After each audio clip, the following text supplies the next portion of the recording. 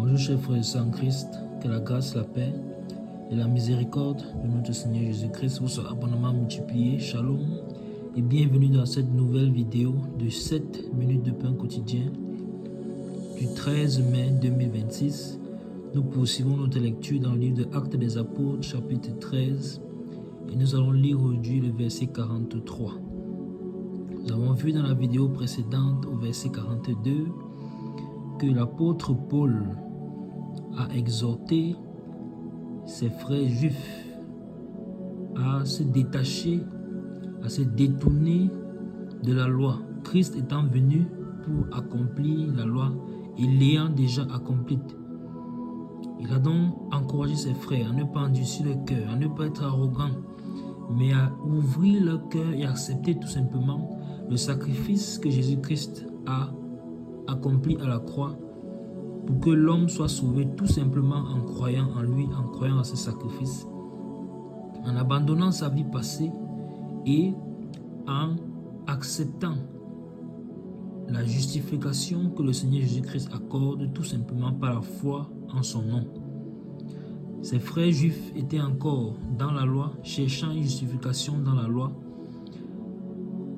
Ici, l'apôtre Paul se retrouve à Antioche de Pisidie avec l'apôtre Barnabas et ils sont donc en train de parler de la part du Seigneur. Ces personnes, chefs de la synagogue, leur ayant donné la parole. Et dans le verset 42 que nous avons étudié précédemment, l'apôtre Paul est arrivé à la fin de son discours et qu'est-ce que nous avions vu?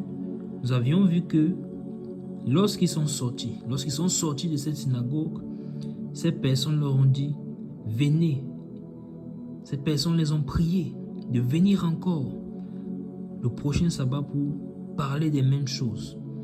Et cela nous a interpellés, à savoir, ces personnes ont-ils vraiment compris le but du message? Ont-ils compris la prédication de l'évangile? Le Saint-Esprit a-t-il saisi leur cœur? Ils ont demandé aux apôtres de venir encore le sabbat suivant, dans 7 jours plus tard. Alors que le salut, le jour du salut, c'est aujourd'hui. La parole de Dieu déclare aussi longtemps que l'on peut dire aujourd'hui. Si vous entendez sa voix, n'endurcissez pas vos cœurs. N'endurcissez pas vos cœurs. N'endurcissez pas vos cœurs. Et ils ont demandé de venir parler des mêmes choses. 7 jours plus tard, alors que la parole de vie a été proclamée. Alors cela a été un appel pour nous à ne pas avoir des cœurs endurcis, mais avoir des cœurs disposés à recevoir la parole de Dieu lorsqu'elle est propagée. Et c'est la question que cela nous a donc, nous sommes amenés à nous poser cette question. Est-ce que nos cœurs sont donc disposés à recevoir la parole de Dieu? Est-ce que pendant que tu écoutes cette vidéo, ton cœur est disposé? Si tu n'as pas encore donné ta vie au Seigneur, est-ce que ton cœur est disposé? Est-ce que ton cœur est disposé? Entendre ces paroles et accepter, à ne pas t'endurcir, à ne pas être arrogant. On s'est posé la question, que vont donc faire ces hommes puisqu'ils sont sortis de la synagogue? Y a-t-il des personnes parmi qui vont se convertir? Qu'est-ce qu'il en est? Lisons dans le verset 23 pour connaître la suite. La parole de Dieu déclare, et à l'issue de l'assemblée, beaucoup de juifs et de prosélytes pieux suivaient Paul et Barnabas qui s'entretinrent avec eux et les exhortèrent à rester attachés à la grâce de Dieu. Amen. Donc, je vais relire le verset. À l'issue de l'assemblée, beaucoup de juifs et de prosélytes pieux suivirent Paul et Barnabas qui s'entretinrent avec eux et les exhortèrent à rester attachés à la grâce de Dieu. Amen. Bien-aimé, ce verset est merveilleux. En même temps, il est triste. Merveilleux verset, mais en même temps triste verset. On va commencer par le fait que ce soit un merveilleux verset. Pourquoi est-ce que le verset est merveilleux? Tout simplement parce que nous voyons que la parole de Dieu a porté ses fruits. Parmi ces juifs qui étaient dans la synagogue, des prosélytes pieux et beaucoup d'autres juifs ont suivi l'apôtre Paul et Barnabas. Ils les ont suivis. Le Saint-Esprit a touché leur cœur.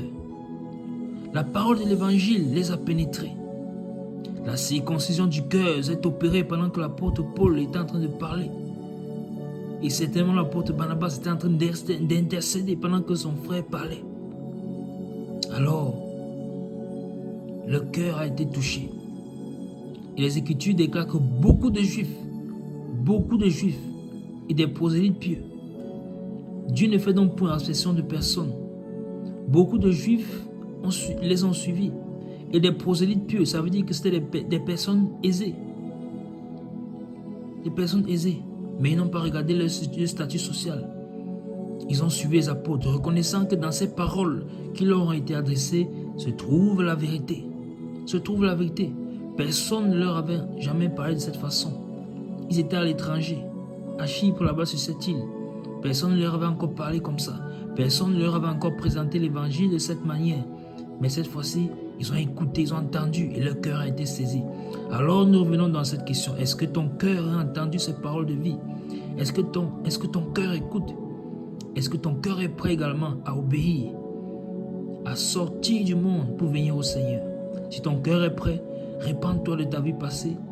Accepte le Seigneur Jésus-Christ comme Seigneur et Sauveur. Crois en lui, crois en son œuvre. Après donc t'être repenti amèrement de cette vie que tu as menée, tu peux le faire seul, dans le silence, dans le secret, dans ta chambre, devant Dieu, il t'écoute. Après cela, le Seigneur qui est miséricordieux effacera tes péchés, te fera grâce, t'accordera son esprit pour que tu ne périsses point mais que tu aies la vie éternelle. Ensuite, cherche à te faire baptiser, à entrer dans les eaux du baptême pour t'identifier en sa mort, afin que tu puisses marcher en nouveauté de vie. Alors, beaucoup de Juifs les ont suivis. Beaucoup de Juifs. Et qu'est-ce que les apôtres ont fait? Les apôtres les ont exhortés à rester attachés à la grâce de Dieu. Et avant cela, les apôtres se sont d'abord entretenus avec eux. Et nous voyons donc déjà la différence. Et là, je suis en train de basculer sur le fait que je disais que c'est aussi un verset triste. Parce que nous nous rendons bien compte que les chefs de la synagogue ne sont pas inclus. Les chefs de la synagogue qui pourtant ont donné la parole à l'apôtre Paul ne sont pas inclus dans ces personnes qui sont venues s'entretenir avec eux. Puisque eux, qu'est-ce qu'ils ont dit? Ils ont dit, venez au prochain sabbat, c'est-à-dire dans 7 jours, parler encore des mêmes choses. Donc ils ont vu en eux de bons orateurs, des personnes qui vont les aider à attirer les foules, comme nous le voyons malheureusement dans les assemblées aujourd'hui. Pendant ce temps, d'autres personnes avaient le cœur disposé à écouter la parole de vie. Et comme le dit le livre des Actes des Apôtres chapitre 2, que nous avons également étudié en profondeur, ceux qui étaient destinés au salut sont sauvés. Alors, si tu ouvres ton cœur, la grâce de Dieu est pour toi. La grâce de Dieu est pour toi. Alors, ces chefs de la synagogue, parce qu'ils étaient arrogants justement, l'apôtre Paul les a pourtant bien mis en garde. Ne soyez pas arrogants. Ne soyez pas arrogants. Et que cette prophétie d'Habakkuk, chapitre 1, verset 5, ne tombe pas sur vous. Mais ils étaient arrogants. Pour eux, ils ont juste dit, venez le prochain sabbat, parlez des mêmes choses. Et ceux-ci, leurs cœurs ont été touchés. Qu'est-ce qu'ils ont dit? Ils se sont entretenus avec les apôtres directement à la sortie de l'assemblée. Directement. Parce qu'ils ont reconnu les paroles de vie. Ils ont reconnu qu'il leur manquait quelque chose. Ils ont reconnu qu'ils avaient besoin du Sauveur, Jésus-Christ. Alors, les apôtres les ont exhortés à rester attachés à la grâce de Dieu. Alors, c'est le deuxième enseignement que nous tirons dans cette vidéo en ce jour. Nous devons rester absolument attachés à la grâce de Dieu. Car ce n'est pas grâce que nous sommes sauvés. Ce n'est pas le moyen de la foi. Alors, restons attachés à Christ. Ne nous détournons point de lui. Peu importe les situations difficiles que nous pouvons traverser, peu importe les difficultés, peu importe les temps difficiles qui arrivent, restons attachés à la grâce de Dieu. À la grâce de Dieu, c'est une grâce. Ne nous en détournons point. Restons attachés à la grâce de Dieu.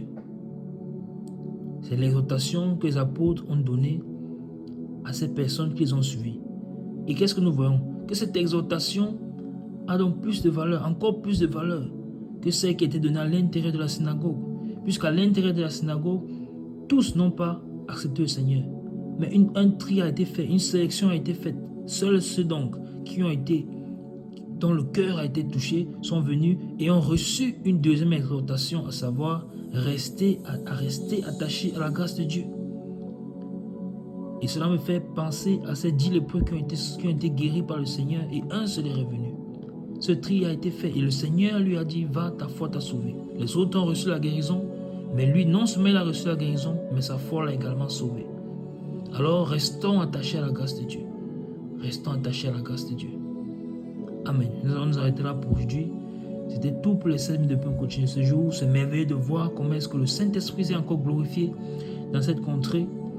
Comme l'apôtre, le Saint-Esprit s'était glorifié au travers de l'apôtre Pierre, au travers du diacre Étienne, au travers de l'évangéliste Philippe, le Seigneur s'est encore glorifié au travers de ses apôtres Paul et Barnabas. Que son nom soit jamais loué et glorifié. Par la grâce de Dieu, nous verrons la suite de cette histoire dans la prochaine vidéo. Que la grâce, la paix et la miséricorde de notre Seigneur Jésus-Christ vous soient abondamment multipliés. Shalom.